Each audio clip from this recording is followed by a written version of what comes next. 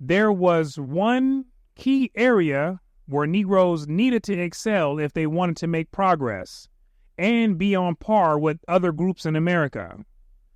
This one skill just happened to be the same one that was severely underdeveloped in slavery. So Dr. W.E.B. Du Bois is about to give us the gospel on this in his 1899 book titled The Philadelphia Negro. Unity.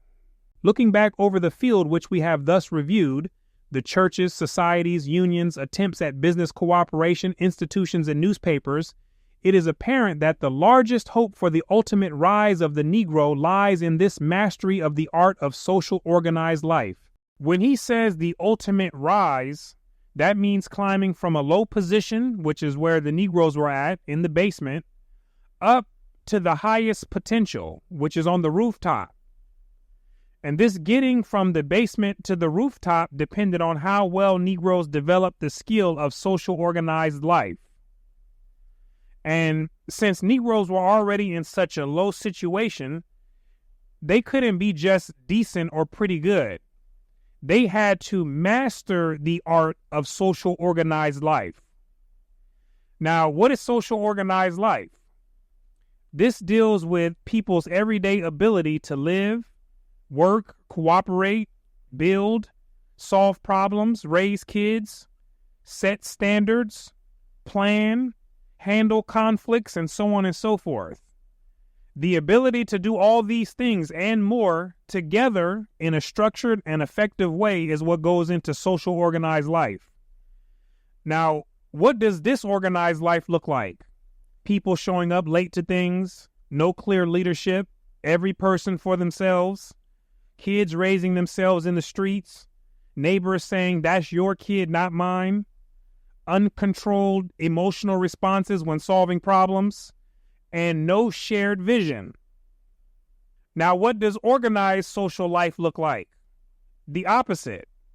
People showing up on time, clear, respected leadership, neighbors looking out for each other, strong after-school programs, the whole community parents the kids, wisdom is used to solve problems, and there is an actual shared vision for the community, where the community is going in the future. And it was mastery of areas like this that Dr. Du Bois saw as the key that opened the door from the basement to the rooftop. Let's continue. To be sure, compared with his neighbors, he has as yet advanced but a short distance. When placed side by side with the whites, it looked like Negroes had not hardly gone anywhere.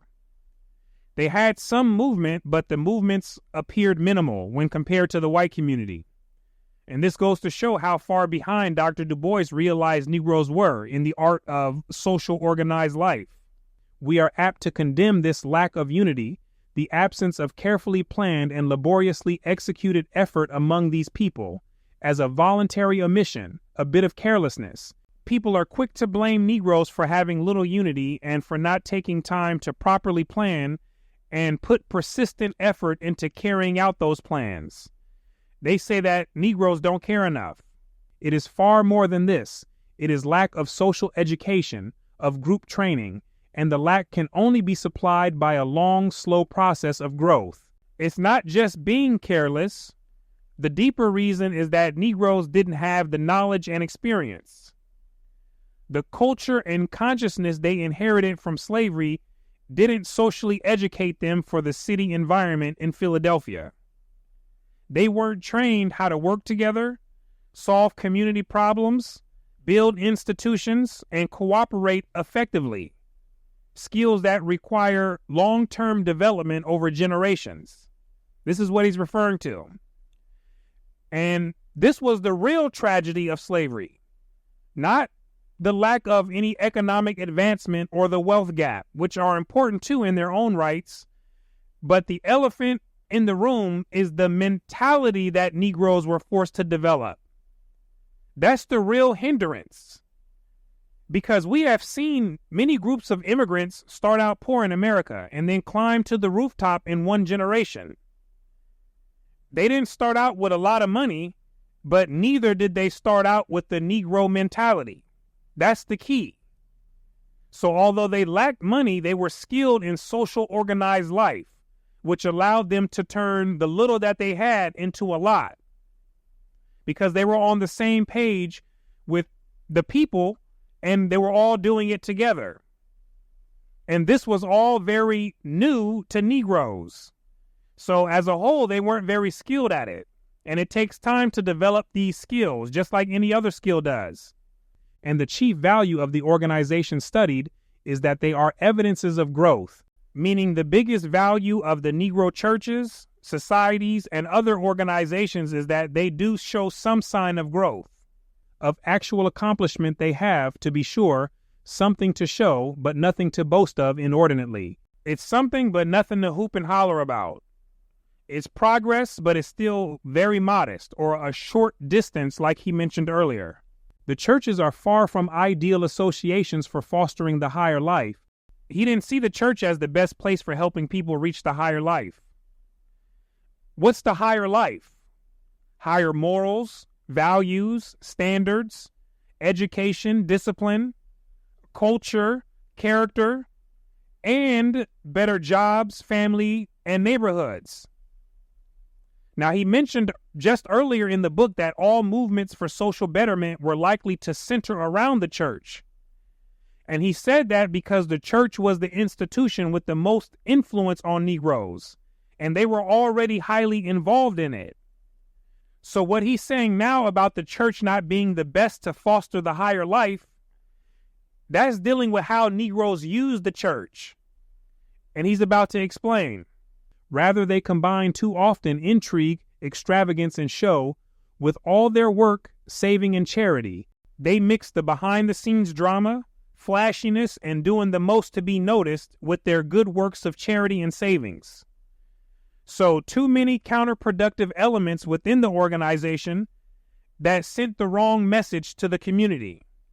And that's why he didn't see the church as used by Negroes as the most fitting to bring them into the higher life. You see? So it's nothing to do with the church just on its own. It's the way that they used it. Their secret societies are often diverted from their better ends by scheming and dishonest officers and by the temptation of tinsel and braggadocio.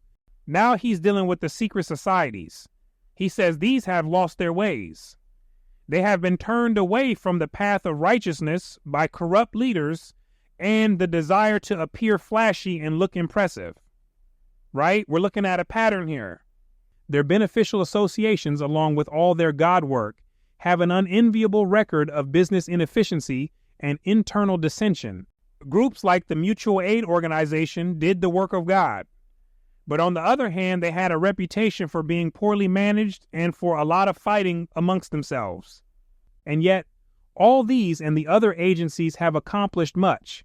Despite their flaws, the church, the secret societies, the beneficial societies, and other organizations have done much for Negroes, and that shouldn't be overlooked. And their greatest accomplishment is stimulation of effort to further and more effective organization among a disorganized and headless host. Those organizations have motivated blacks to continue improving their organizational skills. That's what he saw as their greatest impact among a scattered and leaderless people. All this world of cooperation and subordination into which the white child is in most cases born is, we must not forget, new to the slave sons. He's saying most whites were born into a society where working together and accepting leadership were already taught to them as the basics. When they're growing up, that's just the normal. But this was a new world to the descendants of slaves. They have been compelled to organize before they knew the meaning of organization, to cooperate with those of their fellows to whom cooperation was an unknown term, to fix and fasten ideas of leadership and authority among those who had always looked to others for guidance and command. For these reasons, the present efforts of Negroes in working together along various lines are peculiarly promising for the future of both races. You see? Well, hopefully you have picked up something from this commentary.